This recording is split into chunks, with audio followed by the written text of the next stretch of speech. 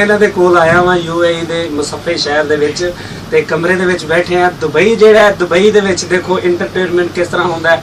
ਸਾਡਾ ਚੈਨਲ ਹੈ ਈ box channel ਤੇ ਅਸੀਂ ਇਹਨੂੰ ਇਹਦੇ ਵਾਸਤੇ ਅਸੀਂ ਇਹ ਵੇਖੋ ਨਾ ਤੁਹਾਡੇ ਵਾਸਤੇ ਹਾਸਿਆਂ ਦੀ ਪੰਡ ਲੈ ਕੇ ਆਏ ਆ ਤੇ ਜਿਹਦੇ 'ਚ ਇਹ ਮੇਰਾ ਭਰਾ ਵੀ ਬਹੁਤ ਅੱਛਾ ਜੁਗਤਾਂ ਕਰਦਾ, ਉਦੋਂ ਇਹ ਵੀ ਮੇਰਾ ਭਰਾ ਬਹੁਤ ਅੱਛਾ ਜੁਗਤਾਂ ਕਰਦਾ। ਦੇਖੋ ਕਿ ਅੱਜ ਕਿਹੜਾ ਬੰਦਾ ਜਿੱਤਦਾ ਜੁਗਤਾਂ ਦੇ ਵਿੱਚ, ਕਿਉਂ ਕਿ ਇਹ ਚੈਨਲ ਦਾ ਇੱਕ ਇੰਟਰਟੇਨਮੈਂਟ ਚੈਨਲ ਹੈ ਨਾ। ਹਾਂ ਵੀਰੇ ਤੂੰ ਇਹਨੂੰ ਪਹਿਲਾਂ ਜੁਗਤ ਕਰਨੀ ਹੈ ਫਿਰ ਤੂੰ ਇਹਨੂੰ ਕਰਨੀ ਹੈ। ਹਾਂ ਪਹਿਲਾਂ ਤੂੰ ਕਰ ਲੈ, ਉਹ ਪਹਿਲਾਂ ਕਰਦੇ ਪਹਿਲਾਂ ਕਰੇ ਮੈਂ ਤੁਹਾਨੂੰ ਕਹਿੰਦਾ ਤੂੰ ਇਹਨੂੰ ਕਰਨਾ ਜੁਗਤ ਕਿਹੜੀ ਕਰਨੀ ਹੈ।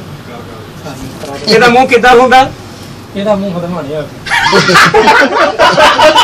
ਇਹਦਾ ਮੂੰਹ ਧਾਣ ਵਰਗਾ ਹੁੰਦਾ। ਹਾਂਜੀ ਤੁਸੀਂ? ਇਹਦਾ ਮੂੰਹ ਜਿੱਦਾਂ ਖਾਣ ਦੀ ਬੋਰੀ 'ਚ ਬੰਬੂ ਪਿਆ ਹੁੰਦਾ। ਇਹਦਾ ਮੂੰਹ ਏਦਾਂ ਦਾ ਜਿੱਦਾਂ ਖਾਏ ਬਾਂਦਰ ਦੇ ਗੇਟ 'ਚ ਉਂਗਲਾਂ ਜਿਹੀ ਹੁੰਦੀਆਂ। ਵੈਰੀ ਗੁੱਡ ਇੱਕ ਹੋਰ ਇਹਦਾ ਮੂੰਹ ਏਦਾਂ ਦੇ ਨਾਲੀ 'ਚ 5 ਰੁਪਏ ਗਿਰੇ ਹੁੰਦੇ।